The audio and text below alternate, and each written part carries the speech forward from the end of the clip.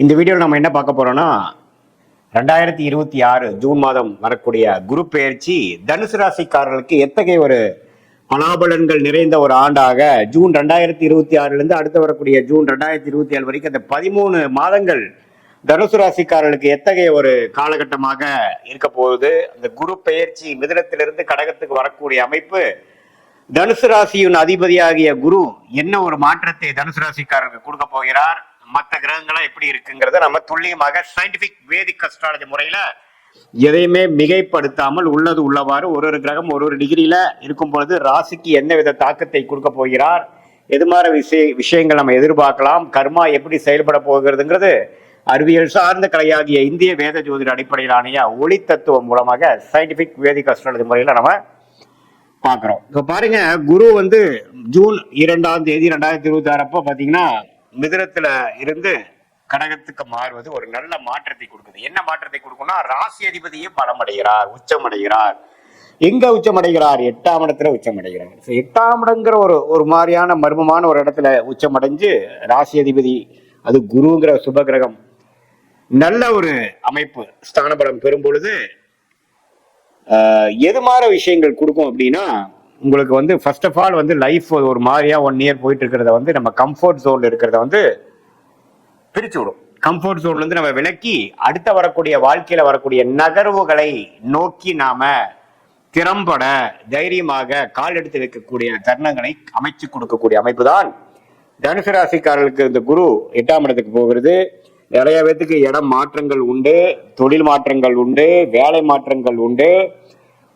வெளிநாடு போகக்கூடிய அமைப்புகள் இருக்கு. கூட்டு தொழிலா பண்ணவங்களுக்கு கூட்டா சேர்ந்து ஒரு பெரிய லெவல்ல போகக்கூடிய அமைப்புகள் உண்டு. ஷேர் மார்க்கெட், ஸ்டாக் மார்க்கெட்ல எல்லாம் நம்ம இருக்கிறவங்க இன்னுமே அவங்களுடைய இன்வெஸ்ட்மெண்ட்ஸ் எல்லாம் இன்னும் கொஞ்சம் அதிகமாகி இன்னும் பெரிய லெவலுக்கு போகக்கூடிய அமைப்புகள் உண்டு. சனி 4ஆம் இடத்துல இருந்து ராசியை 10ஆம் பார்வையாக நீடித்து பார்ப்பதனால 2027 மார்ச் வரைக்கும் 4ஆம் இடத்துல இருக்கக்கூடிய சனி இருக்கனால நல்லா விறுவிறுப்பா எப்பவுமே பாத்தீங்கன்னா அது நடந்துருமோ இது நடந்துருமோன்ட்டு ஏதோ ஒரு எஃபோர்ட் எடுத்துட்டு மனசை ஸ்ட்ரெஸ்ஃபுல்லாகவும் கொஞ்சம் இறுக்கமாகவும் வச்சிருக்கக்கூடிய அமைப்புகள் உண்டு. அதே சமயத்துல மற்ற கிரகங்கள்லாம் ஓரளவுக்கு நல்ல அமைப்புல இருக்கிறதுனால குரு பயிற்சி அருமையான ஒரு பயிற்சியாக சுப விரயங்கள், முதலீடுகள், ஒரு இடத்த கொடுத்து இன்னொரு இடம் வாங்குறது, ஒரு வண்டியை கொடுத்து இன்னொரு புது வண்டியை வாங்குறது, வாழ்வாதாரத்தை அதிகப்படுத்திக்கிறது, நம்ம யோசிச்சு கொண்டே இருந்த ஒரு வருஷத்துல இருக்கக்கூடிய அமைப்புகள் எல்லாம் டக்குன்னு முடிவெடுத்து மேல் படிப்பு படிக்கிறதுக்காக விசா வாங்கி போகிறது, வெளிமாநிலத்துல போய் மேல் படிப்பு படிக்கிறது, ஒரு சரியில்லாத ஒரு வீட்டுல இருந்து இன்னொரு நல்ல ஒரு வீடு உள்ள அமைப்புக்கு நம்ம மாறுறது, அரசு உத்தியோகத்தில் இருக்கிறவங்க ப்ரொமோஷன் ஆகி டிரான்ஸ்பர் ஆகுறது, இது மாதிரி பல விஷயங்கள் நல்ல ஒரு மாற்றத்தை ஸ்டாக்னண்டா ஒரு மாதிரியா கிணத்துல போட்ட கல்லு மாதிரி இருக்கின்ற கடந்த ஒரு வருடமாக கம்ஃபோர்ட் ஜோன்ல குளிர் காய்ந்து கொண்டிருந்த தனுசு ராசிக்காரர்கள், மாணவர்களா இருந்தாலும் சரி, நடுத்தர வயதினரா இருந்தாலும் சரி, இளவட்டக்காரங்களா இருந்தாலும் சரி, முதியவர்கள் சீனியர் சிட்டிசனா இருந்தாலும் சரி, அடுத்த என்ன செய்யலாம், அடுத்தது நம்ம எதை நோக்கி போனாதான் அடுத்த கட்ட படிநிலைக்கு வாழ்க்கையை நகர்த்த முடியும் அப்படிங்கிற ஒரு அமைப்பை கால் எடுத்து வைத்து அதுக்கு வேணுங்கிற அமைப்புகள், அதுக்கு வேணுங்கிற சந்தர்ப்பங்கள், வாழ்க்கை சூழல்களும் அமைந்து நமக்கு பொதுவா ஒரே வார்த்தையில சொல்லணும்னா next level of changes in life போதும், அடுத்ததுக்கு நம்ம பார்க்கலாம் அப்படிங்கிற மாதிரி. இப்படி உள்நாட்டிலேயே வேலை செய்யறவங்க வெளிநாடுக்கு போகணும்னு நம்மளால ட்ரை பண்றாங்க, வெளிநாடு போறது,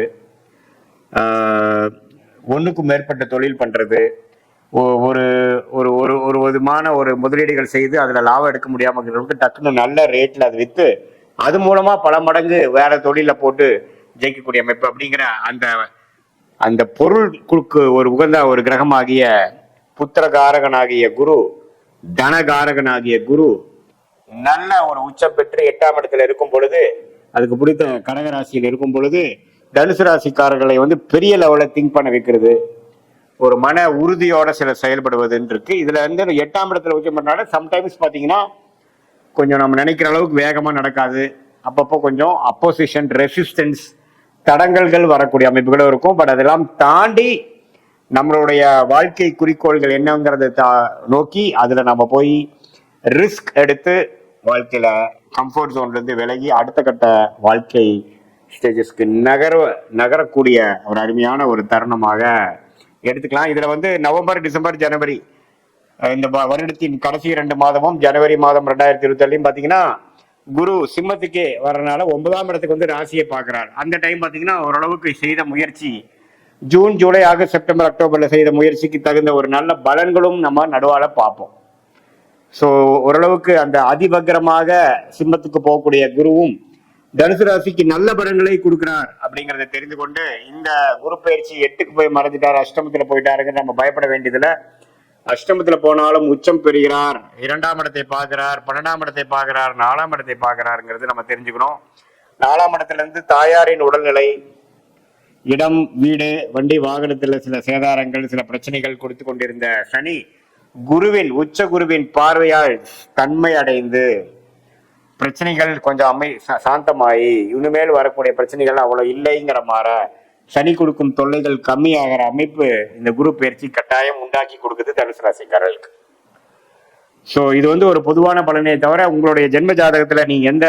தசாபுக்திகள்ல இப்போ போயிட்டு இருக்கு, என்ன லக்னத்துல பிறந்தீங்க, அந்த லக்னத்துக்கு இப்போ போயிட்டு இருக்க தசாபுக்திகள், அந்தரங்கள், சூக்ஷ்மம் எப்படி இருக்கு, எந்தெந்த டிகிரியில் எந்தெந்த கிரகங்கள் இருக்கு, நீங்க பிறக்கிறப்போ பிறந்த தேதி, பிறந்த நேரம், பிறந்த உரை வைத்து வரக்கூடிய திருக்கணித பஞ்சாங்கத்தில் உங்க ஜாதகத்தை போட்டு அது பிரகாரம் நம்ம லக்னம், ராசி, நீங்க வந்து பூராட நட்சத்திரமா, மூல நட்சத்திரமா, உத்திராட நட்சத்திரமா அப்படிங்கிறதெல்லாம் ஓரளவுக்கு நல்லா தீர ஆராய்ந்து அதுக்கு தகுந்த மாதிரி நம்மளுடைய ஜோதிட கணிப்பு அடுத்த வரக்கூடிய 6 மாதம் எப்படி, அடுத்த வரக்கூடிய 1 வருடம் எப்படிங்கிறதெல்லாம் நம்ம ஓரளவுக்கு பிரித்து பார்க்கும் பொழுது நல்லாவே நமக்கு லாங் டேர்ம் எப்படி இருக்க போகுது, ஷார்ட் டேர்ம் எப்படி இருக்க போகுது, எது மாற பிராப்தங்கள் காத்து இருக்கிறது, எது மாற விஷயங்கள் நமக்கு உகந்ததாக இல்லை, எந்த நேரத்தில் எது மாற முடிவுகள் எடுத்தால் சேதாரம் இல்லாமல், பண விரயங்கள் இல்லாமல், சமய விரயங்கள் இல்லாமல் நம்ம ஓரளவுக்கு வெற்றி அடைய முடியும், எந்த நேரம் வந்து நமக்கு அருமையாக இருக்கிறது, எந்த நேரம் நமக்கு மிகவும் சுமாராக இருக்கிறது, எந்த நேரத்தில் இடம் மாறலாம், எந்த நேரத்தில் வேலை வாய்ப்புகள் கிடைக்குது, எந்த நேரத்தில் கடன் அடையுது, எந்த நேரத்தில் வந்து நம்ம வெளிநாடு, குழந்தை செல்வம், கல்யாண விஷயங்கள், சுப விஷயங்கள், முதலீடு விஷயங்கள் எல்லாமே வாழ்க்கைக்கு அந்தந்த வயதுக்கு தேவையான முக்கியமான சில காலகட்டங்களில் நம்ம எந்தெந்த முடிவுகள் எடுப்பது நல்லது, எந்த நேரம் எதை காட்டுகிறது, எப்படி நம்ம வந்து பிரச்சனைகள்ல இருந்து மீண்டு ஓரளவுக்கு ஒளிமயமான